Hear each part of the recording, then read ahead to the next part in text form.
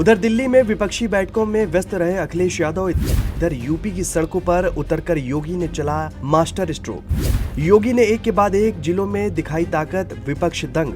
क्या 2027 से पहले बदल गया पूरा सियासी माहौल? सब जानिए। छात्र आंदोलन की गूंज दिल्ली में सुनाई देती रही, लेकिन यूपी में योगी ने जनता के बीच बनाना शुरू किया नया नैरेटिव। क्या बीजेपी ने विपक्ष की सबसे बड़ी चाल का जवाब दे दिया? ये बात इसलिए क्योंकि इस वक्त यूपी की राजनीति में दो तस्वीरें एक साथ दिखाई दे रही हैं। पहली तस्वीर दिल्ली की है, जहां विपक्ष छात्र आंदोलन को लेकर सरकार पर हमलावर है।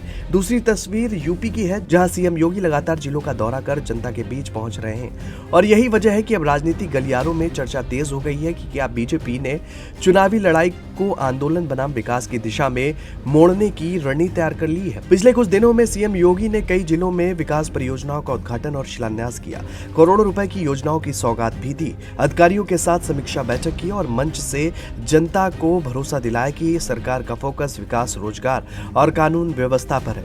उन्होंने किसानों के लिए भूमि सुधार, सिंचाई और आधुनिक खेती की योजनाओं का भी विस्तार से जिक्र किया। सरकार का दावा है कि जो जमीन वर्षों तक बंजर पड़ी थी, उसे अब खेती के योग्य बनाया जा रहा है ताकि किसानों की आमदनी बढ़ सके।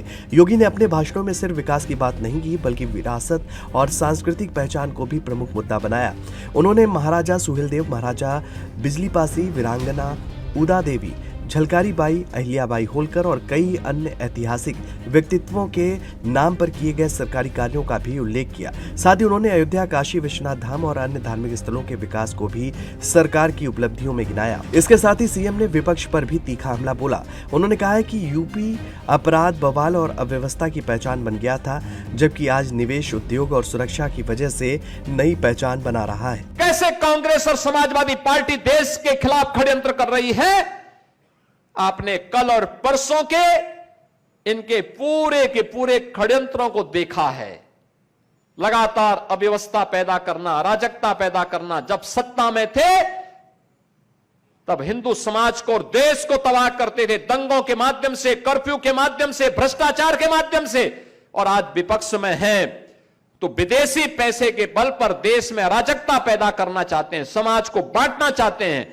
उसी प्रकार की अराजकता, क्योंकि अब इन्हें मालूम है नए भारत में दंगा नहीं हो सकता, कर्फ्यू नहीं लग सकता, तो अब नेगेटिव नैरेटिव के माध्यम से अव्यवस्था और अराजकता पैदा करना चाहते हैं।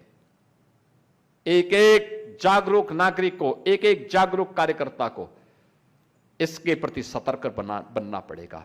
और ये सतर्कता बूथ पे होनी चाहिए, बूथ स्तर पर। दूसरी ओर समाजवादी पार्टी और कांग्रेस छात्र आंदोलन को बड़ा राजनीतिक मुद्दा बनाकर सरकार को घेरने की कोशिश कर रही है। विपक्ष का कहना है कि युवाओं, रोजगार और परीक्षा व्यवस्था जैसे सवालों पर सरकार जवाब देने से बच रही है। वहीं बीजेपी लगातार ये संदेश देने में जुटी है कि सरकार केवल घोषणाएं नहीं कर रही, बल्कि विकास और प्रशासनिक फैसलों के जरिए समाधान भी दे रही है। और यही वजह है कि दोनों पक्ष अलग अलग मुद्दों के साथ जनता के बीच अपनी पकड़ मजबूत करने में लगे हैं। अब सबसे बड़ा सवाल यही है कि क्या यूपी की जनता आंदोलन की राजनीति को ज्यादा महत्व देगी या फिर विकास, कानून व्यवस्था और सरकारी योजनाओं को चुनाव का आधार बनाएगी। फिलहाल इतना तो तय है कि मिशन 2027 की तैयारी अब पूरी रफ्तार पकड़ चुकी है। एक तरफ विपक्ष सरकार के खिलाफ माहौल बनाने में जुटा है, तो दूसरी तरफ योगी आदित्यनाथ लगातार मैदान में उतरकर जनता के बीच अपनी सरकार की उपलब्धियों को सामने रख रहे हैं। आने वाले दिनों में यही राजनीतिक मुकाबला यूपी की चुनावी तस्वीर तय करेगा।